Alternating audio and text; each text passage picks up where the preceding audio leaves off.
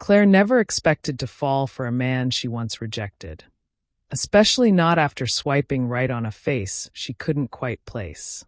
But when a chance match on a dating app stirs up a ghost from her past, she's forced to confront a mistake she thought time had buried. What begins as curiosity turns into a second chance neither of them saw coming. But can love truly bloom where regret once lived? Or is some history too complicated to rewrite? Hello family, welcome to Storytime with Imzi. Please subscribe and like, it means the world to us. Also share this video to your friends and loved ones and turn on post notifications so you don't miss future videos from us.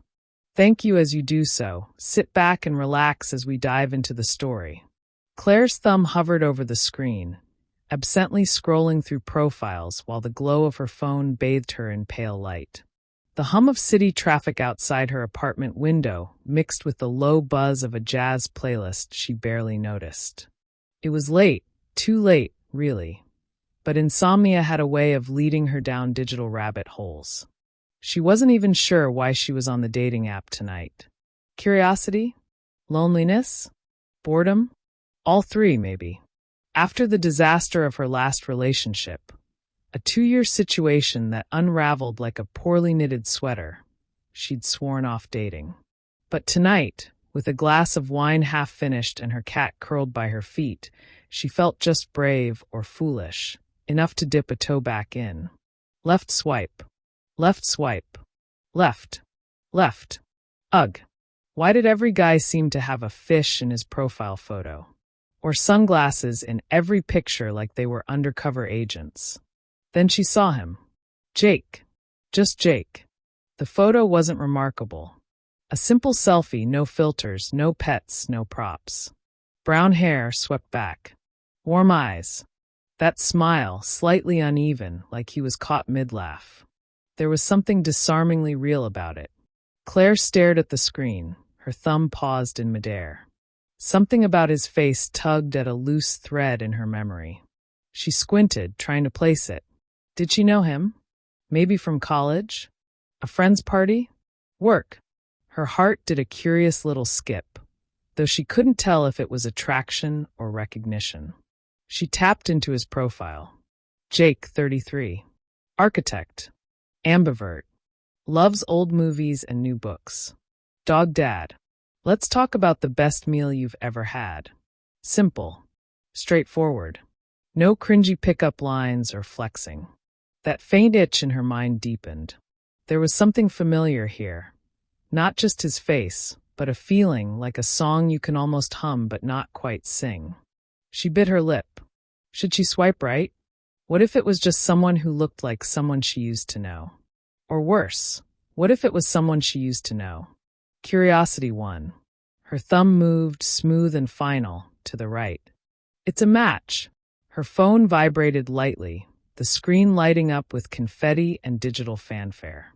Claire blinked, then let out a breath she hadn't realized she'd been holding. A message popped up. Jake, hey Claire. Glad we matched. Her pulse ticked up a notch. There was no generic opener. No cheesy line. Just her name. Calm. Confident. Casual. She stared at the message, fingers poised above the keyboard. And yet she couldn't shake that feeling. Not fear, not dread, just that strange, lingering echo of I know him, don't I? Outside, a car honked. Her cat stretched, pawing at her leg. Claire began to type back, but the words blurred. The man in the photo. That smile. Where had she seen it before? Claire reread the message. Hey Claire. Glad we matched. It was simple, but there was something about it that made her fingers hesitate. There were no emojis, no pickup line, no lazy hey followed by radio silence. It was intentional. She typed out a response, erased it. Tried again. Hey. Me too. Your profile made me curious. She hit send before she could overthink it. Within seconds, the app showed the bouncing dots of an incoming reply. Jake, curious is good. I almost didn't swipe. Thought you looked too familiar. Figured I'd take the risk. Her heart paused for a beat. Familiar. The word sat heavy in her chest, like a key sliding into a lock that hadn't been touched in years. Claire, you thought I looked familiar? Jake, yeah. Weird, right? Like I've seen you before. Maybe we ran in the same circles. She stared at the screen. Her mind flipped through snapshots like an old yearbook. Crowded hallways, locker slams, the scent of marker ink from drama class posters. A voice from long ago whispering across memory, Claire. Hey, I was wondering. She shook her head, pushing it away. That couldn't be him. Could it? Claire, maybe? I went to Northbridge High. You? Jake, same. Graduated 2008. Small world. There it was. Her breath caught in her throat. She set the phone down gently like it might detonate. Northbridge High. 2008.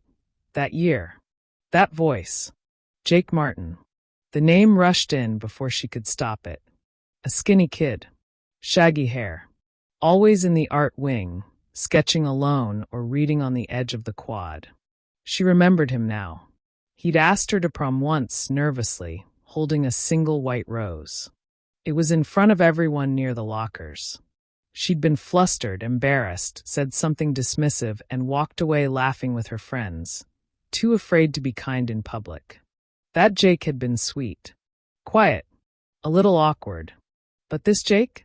She stared again at the profile photo. He looked different. Grown. Confident. No trace of teenage unease in that gaze. Could they really be the same person? The app dinged again. Jake, you still in town? Or did you escape the Northbridge bubble? Claire, still here, weirdly. I always thought I'd leave.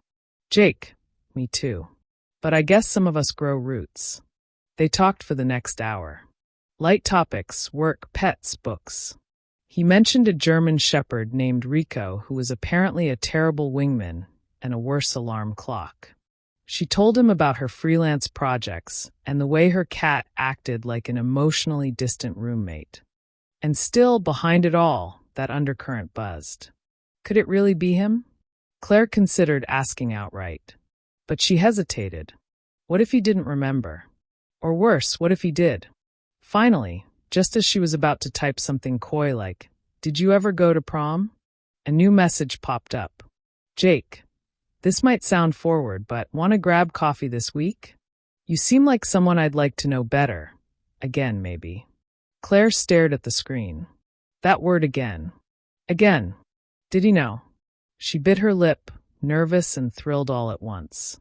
Maybe it didn't matter. Maybe it was a chance to make things right. Or different. Or just real. Claire, coffee sounds good. How about Thursday? Thursday came faster than Claire expected. She stood in front of the cafe's glass door, heart ticking out of rhythm. Through the window, she could see the warm amber glow of Edison bulbs strung across the ceiling, the low buzz of conversations, and the clink of ceramic cups. People sat tucked into corners with laptops or dates or dogs lying at their feet. The place smelled like cinnamon, roasted espresso beans, and something vaguely floral from a candle burning on the counter. Jake wasn't there yet. Claire checked her reflection in the glass, not to admire it, but to calm the nerves humming in her chest. She'd gone casual, but not too casual. Soft navy sweater, black jeans, low boots. Her hair was down. She hadn't worn it like that in a while. Something about this date, this meeting, made her want to feel like herself again. Or maybe a better version of herself. She stepped inside. The warmth hit her immediately, a cozy contrast to the chill of spring clinging to the evening air. She picked a seat by the window, wrapped her hands around a paper cup of chai, and tried not to keep glancing at the door every 5 seconds. When he arrived, she almost didn't recognize him. He walked in with quiet confidence, the kind that didn't need to announce itself. His shoulders were broader now, his jaw more defined, hair slightly messy like he hadn't fussed with it, but somehow still got it right. But it wasn't just the physical change. It was the way he moved, like someone who had come into his own. Jake. Her stomach flipped. He scanned the cafe, spotted her, and smiled. That smile, still crooked, still exactly the same. And suddenly she was 16 again, standing by her locker, pretending not to hear him. He approached, hands in his coat pockets. "Claire," he said, not asking, just stating. Like he already knew her. "Jake," she replied, standing. They exchanged the kind of half-hug that strangers give, but it lingered for just a second longer than it needed to. They sat. A beat passed. She sipped her chai, more to do something than out of thirst. "I almost didn't recognize you," he said. She laughed, brushing her hair back. "Same. You're different. Better, I hope." She tilted her head. "You always wore hoodies and band tees in high school. Now you look like someone who owns power tools." He grinned. "I do own power tools. Comes with the architecture gig. I build stuff now. Homes, not pencil holders." "Impressive. I still have trouble assembling IKEA furniture." He chuckled, and for a moment the tension loosened between them. "So," she said, folding her arms on the table, "you remember me?" Jake's smile didn't falter, but something shifted in his eyes. "I do," he said simply. She nodded, her heart thudding. "From high school." "Yeah. Claire Elliott, captain of the art club. Voted most likely to design her own album cover." Her brows lifted. "You do remember." Jake leaned back, wrapping his hands around his coffee cup. "You were hard to forget." She winced inwardly, the memory rising like fog. "I think I owe you an apology." He looked at her, steady and unreadable. "For what?" "For that day. In the hallway. You asked me to prom, and I said no," he finished, but without bitterness. "You laughed. Walked away with your friends." Claire swallowed hard. "I was scared. Of being seen saying yes. Of what people would think. And I hated that I did that to you."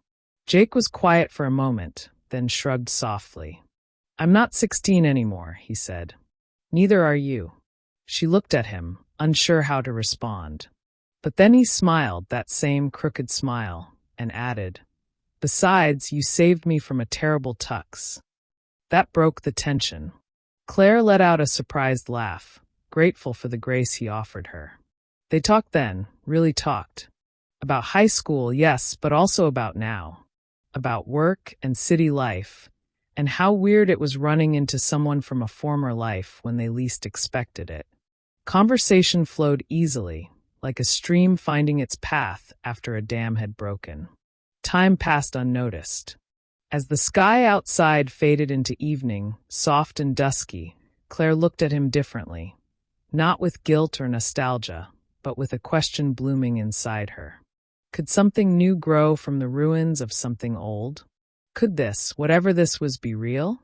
The night air was brisk when they stepped out of the cafe, jackets zipped, drinks long finished. The city hummed softly around them, headlights washing the sidewalk in gold, the distant rumble of a train crossing somewhere in the dark. Claire walked beside Jake, hands deep in her coat pockets, fighting the urge to glance at him every few steps. They hadn't touched the subject directly since the first mention, that hallway moment in high school. But it lingered, like perfume on old clothing, like a note never played at the end of a song. Jake seemed relaxed, but there was something unreadable about him. A part of him that held back, even as he laughed at her stories and nodded thoughtfully at her complaints about freelancing. They reached the corner where their paths would split, her place 3 blocks east, his car somewhere north. Claire stopped. So did he.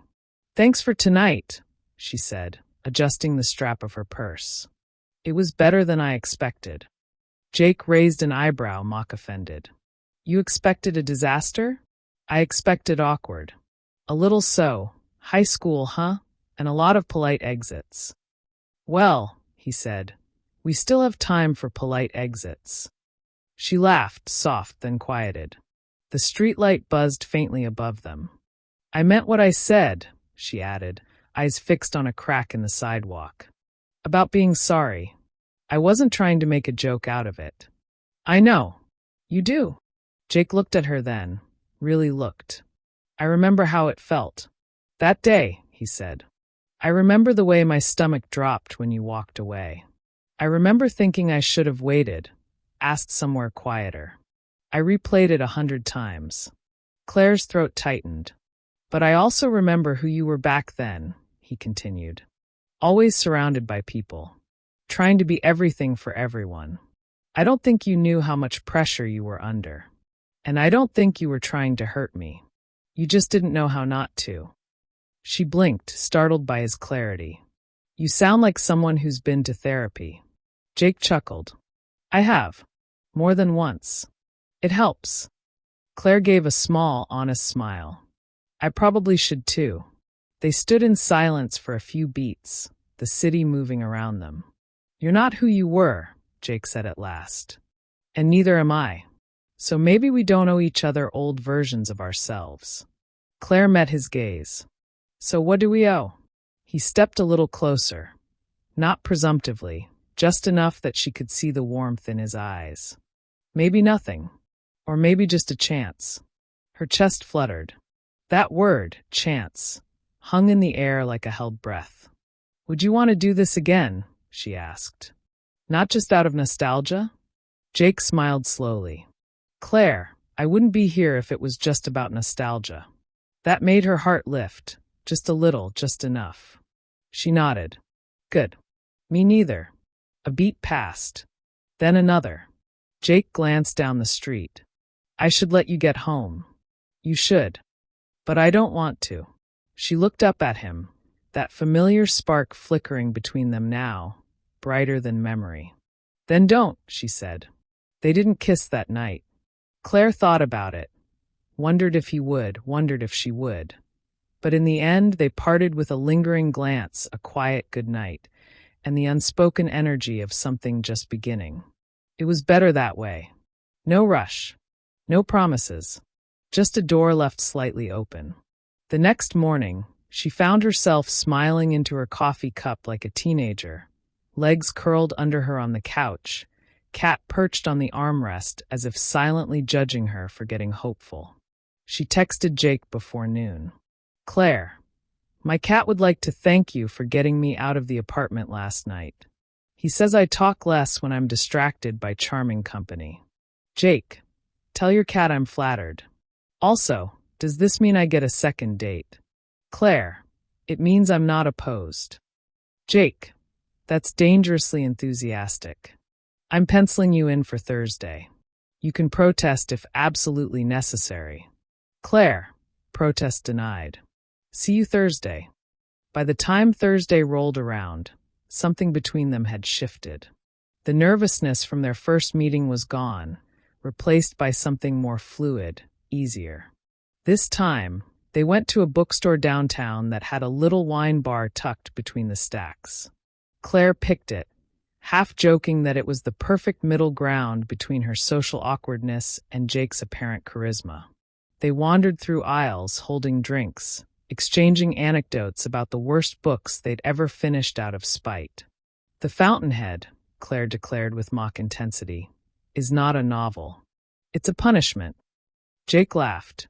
Don't say that in an architecture office. We treat Rand like gospel. Oh no, she deadpanned. You're one of them? Recovering. Their hands brushed as they reached for the same book. Neither pulled away immediately. Later, seated on the little velvet couch near the poetry section, Claire looked at him and asked the question that had been floating between them for days. Did you really not recognize me when you first saw my profile? Jake hesitated, then gave her a rueful smile. I recognized you.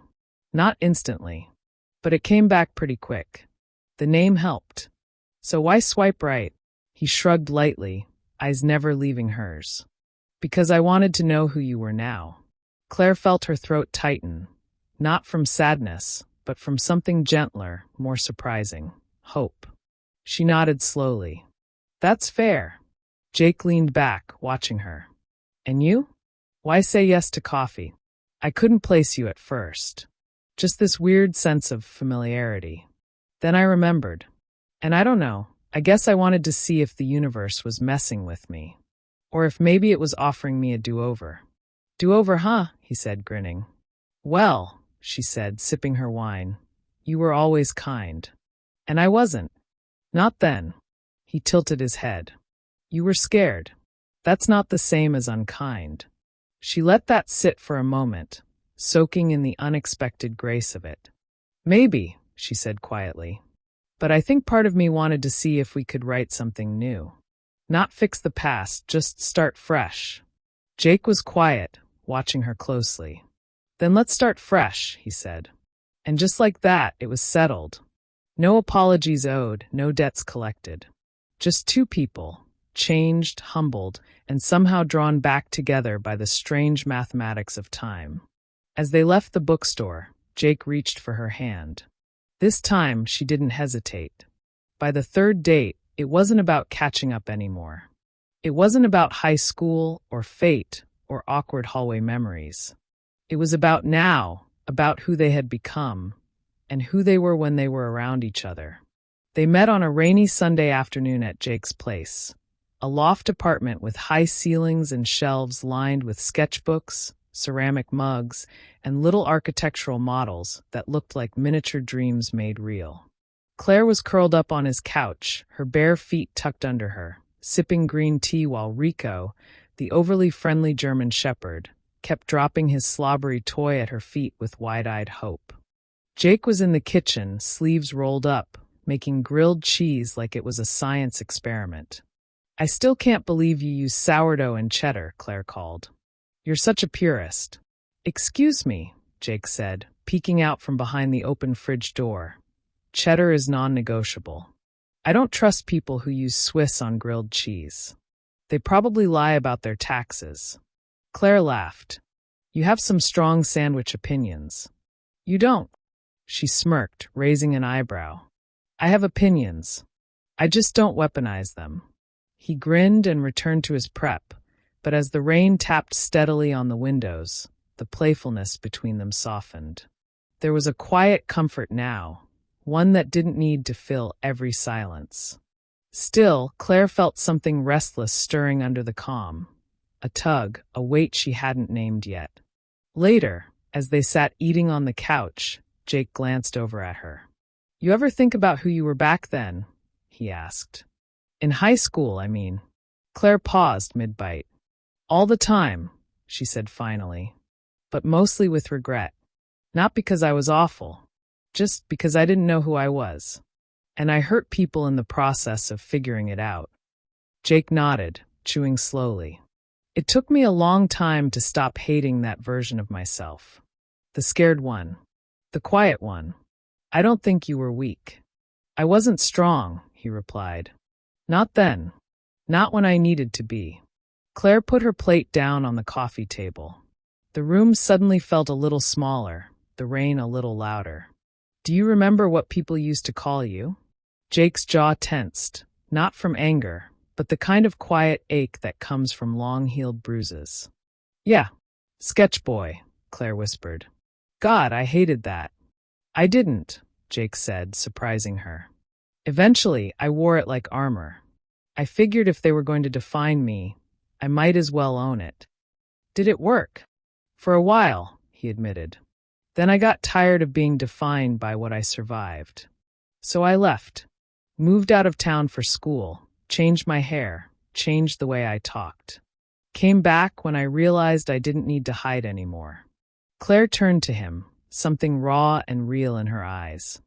I was so scared of being invisible. That's why I laughed when you asked me to prom. I was afraid people would think I didn't belong with you. That I wasn't cool. Or beautiful. Or whatever the hell I thought I needed to be. You were beautiful, Jake said, his voice soft. You still are. She didn't answer right away. Instead, she reached for his hand, not because she needed to, but because she wanted to. Because in that moment, she wasn't afraid of being seen. Do you still draw? She asked. Jake smiled. Every day. You should show me sometime. I will, he said. When you're ready. And just like that, the weight began to lift. Not all of it, not at once, but enough for her to feel like maybe this wasn't about rewriting the past after all. Maybe it was about finally writing the part they never got to live. Claire hadn't intended to fall for him. At first, she'd told herself it was curiosity, then nostalgia, then a harmless exploration of what if. But sometime between his grilled cheese sermons and the way he always listened without interrupting, something changed. She started thinking about Jake during quiet moments, not with butterflies, but with a stillness that felt more honest. Like returning home to a room you'd forgotten was yours. And yet, that made it harder, too. Because falling for someone who knew your worst chapter, even if they'd forgiven it, made you wonder if you deserved the next one. They were in her apartment this time, curled on her couch under a shared blanket, some old black and white film flickering on mute in the background. Her cat lay on Jake's chest like he had claimed him as property. Jake didn't protest. Claire rested her chin on her knees. Her sketch pad was open in her lap, half a figure drawn in graphite, an unfinished shape that looked too much like herself. Jake reached over and gently tapped the page. "That one of yours?" She nodded. "It's rough. Just a study. I like it. Looks honest."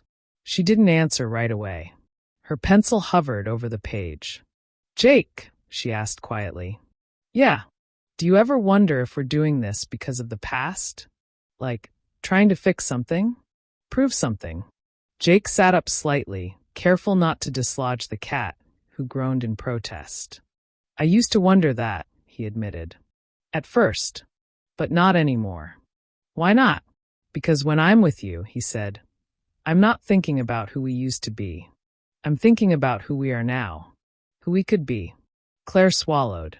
The words landed gently, but deeply. "I still feel guilty sometimes," she admitted. "Not just for what happened back then, but for how easy it is now. Like I don't deserve how kind you are."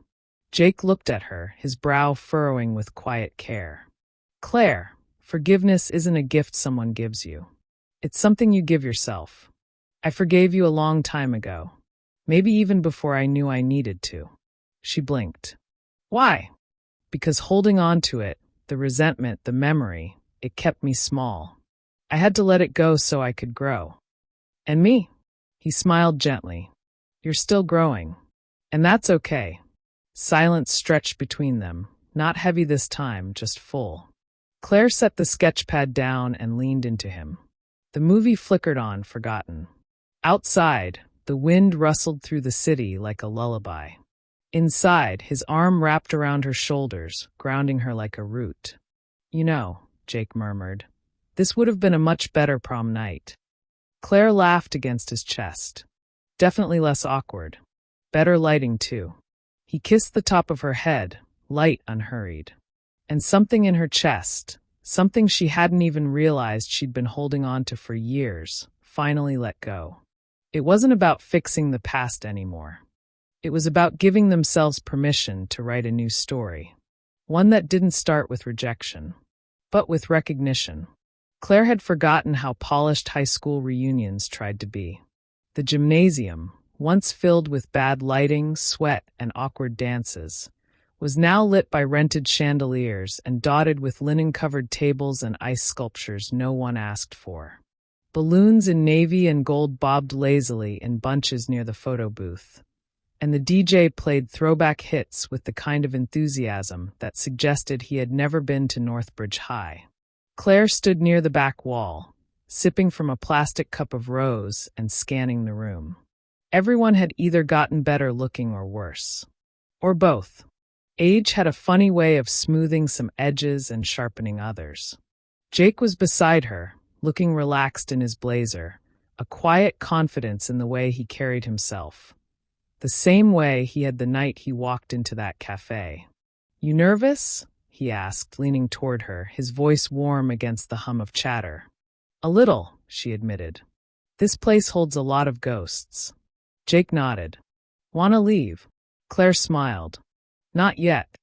They wandered together, heads turning as they passed. People did double takes. Some remembered Jake, most didn't. The few who did were visibly startled. The once overlooked boy now standing tall, hand in hand with the girl, who used to walk the halls in a clique of glitter and half-hearted smiles. A woman with overly bright lipstick leaned in after a hug. Claire Elliott and Jake Martin? Wow. Talk about a throwback. Did not see that coming. Claire just laughed and squeezed his hand a little tighter. Neither did I. Eventually, they ended up at the edge of the dance floor, where the DJ was playing an absurdly romantic ballad for what felt like the fourth time that night. Couples swayed stiffly, still trying to capture the rhythm they probably never had. Jake tilted his head at her. Should we? Claire looked at him. You serious? You skipped the last prom, he said with a crooked grin. Might as well make this one count. She rolled her eyes but couldn't fight the smile as he gently led her to the middle of the floor. It wasn't the perfect dance. They stepped on each other's feet. Claire laughed too hard. Jake almost knocked into someone's purse with his elbow. But it was theirs, unfiltered, real, and completely free of expectation. As the music softened, Claire rested her head against his shoulder and closed her eyes. You ever think about how weird this is? She asked softly. All the time. And you're okay with it? I'm grateful for it. She looked up at him, touched by how steady his gaze was, how certain. You still sketch? She asked. Jake nodded. Been drawing you lately. Claire's breath caught. Really? Not always your face. Sometimes just the shape of your hand holding a cup. Or your laugh. I try to capture the way it moves. She couldn't speak, could only smile and reach up to cup his cheek. Do you believe in second chances? She asked. Jake leaned in, forehead to hers. I believe, he whispered, in recognizing the right thing when it comes back around. They stood like that for a long moment, the music swelling around them. Not quite the same people they'd been, not trying to be, just two hearts brave enough to meet again. As the song ended, the lights dimmed just a little more, and the past at last loosened its grip.